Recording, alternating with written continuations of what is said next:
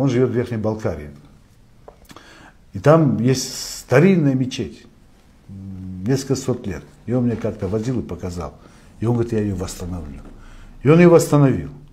Я в очередной раз приехал, мы поехали туда, он показал. И недалеко, а это пересечение ущелий.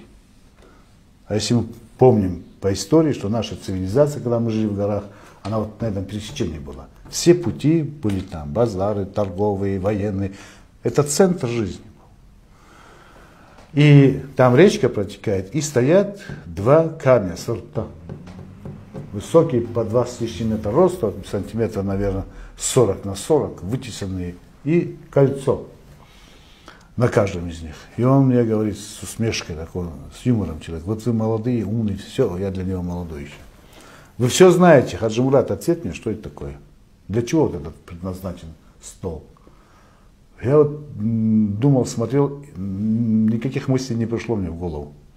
И он говорит, когда кто-то совершал проступок, который осуждает позорный общество, столб. Да, совершенно верно. Его приводили сюда, общество сход решал на сколько, на неделю, на 10 дней, на месяц, приковывали к этому столбу, и он там сидел. Второй вопрос, самый серьезный. А для чего, говорит, второй стол нужен?